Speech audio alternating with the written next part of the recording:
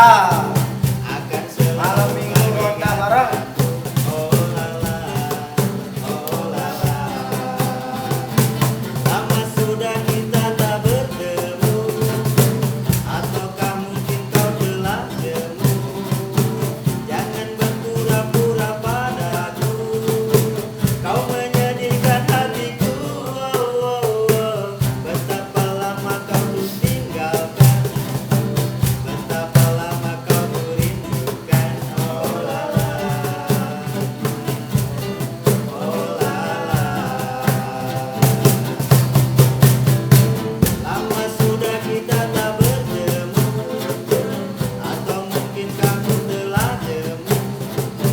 Jangan berpura-pura padaku, kau menyedihkan hatiku. Oh, oh, oh. Betapa lama kau ku tinggalkan, betapa lama kau ku rindukan. Oh lala, oh lala, oh lala. Oh lala. Ronda malam ini biasa untuk ronda ya. Kita suka rame-ramean nyanyian. Ingat zaman muda dulu. Assalamualaikum warahmatullahi wabarakatuh. Sahabat jangkar jiwa yang tercinta. Malam ini kita sedang ronda di kantor ronda Bantar Kambing, Kecamatan Citurut, ya, Desa Tanjung Sari. Nah, ini biasa nih yang malam minggu suka ngumpul. Ada Kang siapa Pak? Kenalkan dulu. Kang Saha? Saya Yandi. Kang Yandi. Ya tinggal di Bantar Kambing bawah ya. Bantar Kambing bawah. Ini ada Kang. Nama pasaran Sunda asli Asep. Ya, Kang Asep. Kang Asep ini kebetulan juga aktivis Asep sedunia. Paguyuban Asep sedunia nih. Jadi, kalau ada yang bernama Asep, nah ini Maka bisa gabung. bergabung dengan Kang Asep nih kan. Ini sebelah saya Kang Yudi Tunggul Awi ya. Biasa di sini dia mah jurik jarian ya, tinggalnya di Tunggul Awi. Nah, saya sendiri Raden Mas Bambang Cokro Pranolo ya, siap menemani para sahabat semua untuk berbincang bersama mereka. Perbincangan kali ini mungkin Kang sambil kita ngeronda ya, tadi udah keliling ya? Udah keliling ya? Udah Dan keliling. ada anggota yang keliling juga. Nah, ada juga yang keliling Kita yang gantian. kita gantian ya. Ini sambil menunggu waktu 20 atau 30 menit ke depan kita ngobrol-ngobrol. Ini yang sedang yang selama ini hangat gitu ya di obrolan-obrolan seputar keluarga itu apa sih keberadaan dari pendatang gitu ya. Dan konteks pendatang ini kita juga harus garis bawahi atau kasih tanda kutip ya.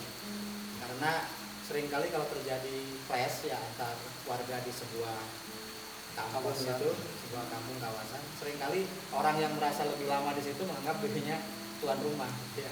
Dan yang datang walaupun sudah ber-KTP situ kadang-kadang masih dianggap oh mana mah pendatang. Dia itu ambigunya di situ. Nah, kira-kira dalam kondisi di kampung kita, apakah ada pentingnya pendatang itu masuk ke kampung kita sehingga mungkin ada hal-hal yang secara signifikan bisa membangun wilayah. Untuk Kang Asep dulu kira-kira. Oke. Memang kalau di kampung itu hampir rata-rata ya orang yang tidak lahir di situ dianggap pendatang walaupun sudah tinggal 30 tahun. Jika iya. Gitu. Saya udah 10 tahun di sini. Udah 12 tahun. 12 tahun. Ya gitu. Jadi sebetulnya dalam percaturan pergaulan kita makhluk sosial tidak bisa berdiri sendiri untuk mengembangkan segala potensi, baik potensi wilayah maupun potensi diri. Kita harus berhubungan dan kita pasti memerlukan orang lain. Itu. Enggak, term pendatang itu bermasalah tidak gitu. Nah, ya. Kalau Kang Yandi coba, masalah nggak itu tanda pendatang? Apakah orang datang ke sini langsung dianggap warga aja setelah dia membuktikan bahwa dia melakukan perbuatan-perbuatan atau tindakan-tindakan yang kira-kira bisa membangun siapapun yang datang ke wilayah selama dia membawa energi positif tidak masalah. Tidak masalah. Tidak masalah sama sekali. Kecuali yang ya itu yang bisa menghasut warga dengan hal-hal yang tidak baik. Itu yang paling saya tentang. Jadi paling Pak Cokro ya. dia Pak Heri. Pak Heri namanya. Tadi saya mau nanya, ini KW apa? Cokro KW. Jadi kembali ke tadi ya, konteks pendatang. Sebetulnya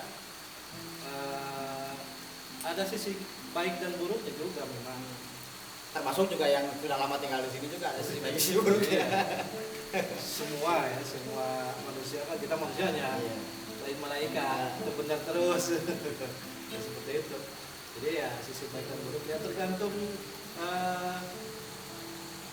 sudah terbentuk ini enggak di masyarakatnya gitu. Sudah dapat diterima gitu. Terus kan biasanya Mindset masyarakatnya gimana sih? ya mindset masyarakat sih dari dulu tidak berubah ya. Tidak berubah, tetap ya pendatang ya tanya. Tetap ada yang tuan rumah gitu. Merubah mindset ini supaya apa kita ini bangsa Indonesia, bos. Ya, Bangsa Indonesia sebetulnya itu sebetulnya tidak ada ini kan, tidak ada pengkotak-kotakan, tidak ada siapa dia, semua ini tanah airku kan. Iya. Indonesia. Benar. Ya, untuk membongkar itu ya dengan pendidikan. Pendidikan. Pengetahuan. Jadi pendidikan penting. Karena selama ini ada sebuah spirit ya yang berbeda antara orang yang datang dari jauh tinggal di sebuah tempat, dia merasa insecure ya, merasa tidak aman, sehingga dia harus melakukan sebuah tindakan pekerjaannya 2 kali lipat bahkan 3 kali lipat lebih keras ketimbang orang yang sudah lama tinggal di situ. Sehingga kalau dia tidak bisa sukses, malu dia pulang kampung misalnya kan. Atau dia tidak sukses di situ, dia tidak punya keluarga, sehingga terkesan seolah-olah lama-lama dia jadi maju.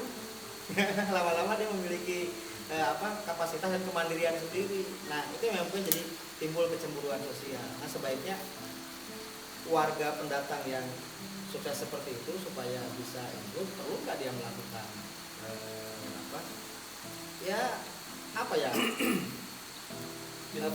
berbaur secara ini dan juga saling berbagi gitu secara ini. Tapi kalau kita melihat misalnya ada orang kampung asli dalam tanda kutip gitu ya, orang kampung asli, tapi pekerjaannya jelas misalnya kan, padahal dia usia produktif misalnya, selalu meminta-minta juga kan, kayaknya juga nggak ini juga. Ya intinya sih, sebetulnya ada komunikasi pendatang dan native ya, tuan rumah penduduk asli gitu. Mungkin ini bahwa karena biasanya yang tuan rumah itu kurang kompetitif, enggak lah, tapi kurang kompetitif. Karena dia merasa aman gitu, kemana aja dia masih bisa makan gitu. Terus dalam konteks politik lokal ya, RT, RW, Pendatang itu, jangan dia mah pendatang. Walaupun dia punya gagasan lebih punya bagus. gagasan, punya kapasitas. Kadang-kadang ya itulah dipakai untuk senjata soal pendatang dan asli. Dijadikan isu sosial. Jadi untuk mengkotak-kotakan ya. Tapi kalau orang-orang yang mau maju mah itu Sebenarnya harus didukung. lahan baik nih untuk bisa mengkotakkan masyarakat sehingga bisa kepilah nih suara saya berapa. Bagi orang yang berkepentingan ya Pak. Dan itu juga naik ya sampai ke tingkat yang lebih tinggi ya. Iya. Ada putra daerah, ada non daerah gitu. Itu yang membuat masyarakat tidak hanya terkotak-kotak. Padahal proyek Indonesia maunya sesama suku saling bergabung, saling merasa satu kesatuan ya sebagai bangsa. Bangsa kita jadi bangsa baru nih, nggak ada orang Sunda, Batak, Aceh, Ambon. Setelah 28 Oktober ini kebetulan sedang bulan Oktober kan. Setelah 28 Oktober Sumpah Pemuda itu kan kita mendeklarasikan diri ya bahwa kita ini bukan bangsa yang terkotak-kotak, tapi kita sudah melepaskan masa lalu menjadi satu bangsa yang namanya Indonesia itu. Jadi dimanapun kita berada adalah tanah air kita. gitu. Nah selama jadi kalau itu tidak relevan ya, walaupun bangsa ini memang ditopang oleh suku bangsa ditopang dari itu. Tapi dalam konteks kebangsaan kita menyatakan kita bangsa Indonesia. nah itu para pemirsa sekalian, kalau misalnya ada di wilayah kita ini kayak di wilayah para sahabat semua, sepertinya kita harus sudah mulai mengikis ini. Kebetulan juga alhamdulillah nih ada pembauran itu lebih sampai bisa membuat keluarga yang berbeda ya. Saya ini istri saya orang Bandung, istri saya orang Jogja, anak saya lahir di Bogor, di sini nih, lahir di sini. Itu maksudnya apa? Masuk perasaan Indonesia. Ya maksudnya Indonesia. Ya, proyek Indonesia kan begitu maunya. Maunya nanti bisa orang Papua bisa menikah dengan orang Aceh bisa menikah dengan orang Jawa, orang Batak bisa menikah dengan orang Dayak. Akhirnya menghasilkan sebuah spesies yang berbeda, yaitu spesies Indonesia itu spesies baru. Dan tidak ada nanti pengkotak-kotakan karena semua merasa saudara ya. Ide yang dari Papua dipakai di Jawa Barat, di Jawa Barat dipakai di sini. Kalau emang positif kan alangkah lebih baik. Yang di Papua nggak ada dibantu dari sini. Nah kalau Kang Yudi nih ngelihat situasi yang ada di kampung Kang Yudi, misalnya di kota ya, di kota itu ada penolakan atau ada apa sih yang terhadap pendatang itu ada nggak, masih ada nggak di sana? Karena itu kan kota mah rata-rata kan dia, bahkan orang Jakarta juga mengaku Jakarta tapi tinggalnya sebenarnya kan di Bogor. Jadi kalau di perkotaan itu sendiri ya, kebetulan saya juga sempat jadi pengurus di wilayah gitu. Apa jadi ketua RT ya? Ketua RT teladan. Cuman 2 periode. Oh, 2 periode berarti ketua RT teladan. Aklamasi. Jadi paradigma yang ada di masyarakat khususnya di perkotaan itu sebenarnya sudah lebih berbaur ketika kita menjurus pada sebuah rasisme atau lebih ke sukuisme gitu ya. Nah, gitu. Jadi Itu ada masih di kota, masih ada kumpul-kumpul sama nah, suku. karena semuanya sudah dibangun, sebenarnya sudah cair di sana itu, karena kan hampir banyak yang pendatang. Akhirnya karena desakan dan tuntutan kerasnya di sana dan mampunya menjadi sebuah kekuatan. Jadi pembangunan sebuah kekuatan itu akan lebih mudah ketika didasari dengan basic, misalkan kesamaan kelompok. Akhirnya muncullah kelompok, kita katakanlah kelompok Jawa, kelompok Sunda, kelompok Batak, kelompok Padang, kelompok Ambon, gitu. Karena lebih kerana untuk pembentukan sebuah kekuatan. Lebih mudah menggabungkan visinya kali.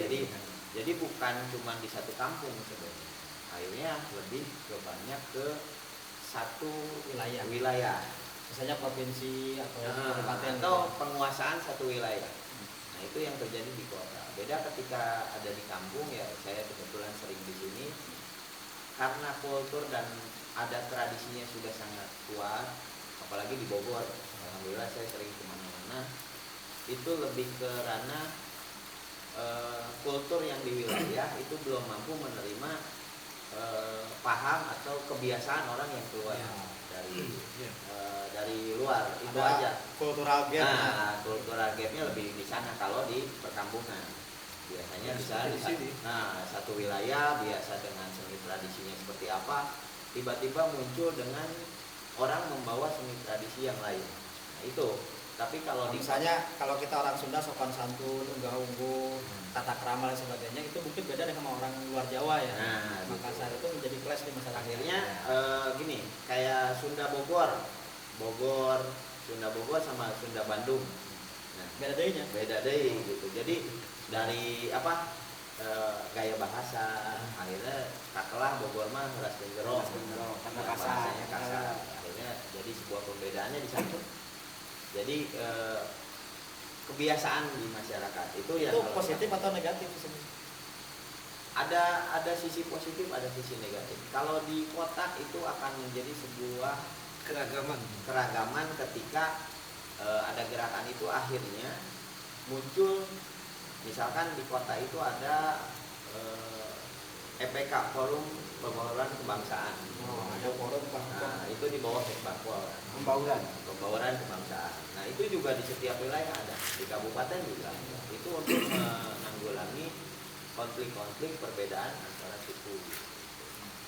Tapi sebetulnya para pemirsa sahabat jangkar jiwa, sebetulnya kalau kita lihat Bogor, saya ini aktif juga di MKKS, musyawarah kerja kepala sekolah. Itu di Bogor itu ada sekitar 270 SMK. Dan dari banyak SMK seperti itu juga banyak yang kepala sekolahnya atau yang punya yayasannya itu adalah bukan orang asli. Jadi sebetulnya para guru, kepala sekolah dan sebagainya itu banyak di wilayah Bogor itu yang bukan orang asli sini gitu. Tapi karena proses pembauran zaman dulu ya, zaman Orde Barunya ditugaskan di Bogor dan sebagainya. Ya sebetulnya orang Bogor juga harus berterima kasih mungkin ya dengan orang luar ya, karena banyak dari guru-guru kita itu yang mendidik kita itu kita bukan orang asli gitu. Ya kan macam guru SD saya. Pas siapa Mas? biar viral. HR orang HR. Tasik, Lapit, orang Sumedang, Gunani, Gunani orang Yogyakarta itu. Jadi memang mungkin ya di daerah sini tahun 80-an sampai tahun 90-an itu guru-guru SD, SMP itu dipasok dari luar Jawa Barat bahkan. Bukan hanya luar Bogor. Tapi luar Jawa Barat. dominan Dominan dari luar. Jadi sebetulnya ya nggak tahu ya. Jadi istilah pendatang itu masih, walaupun sudah seperti itu masih tetap melekat kalau di kampung itu. Mestinya Terutama kalau dalam isu-isu itu tadi. politik. Kita harus buat dulu. Oke, para sahabat jangkar jiwa, nanti kita akan masuk lagi dengan fenomena yang terjadi sekarang di wilayah Bogor, terutama di wilayah sini ya, Kecamatan Cibiruk, Caringin, Cirebon. Itu ada fenomena perumahan ya, kluster perumahan yang itu segmentatif ya, segmentatif. Nah, ini juga bisa menjadi persoalan kalau tidak disikapi dengan baik. Baik, sebelum itu kita ngopi dulu ya, cut dulu sebentar. Maka,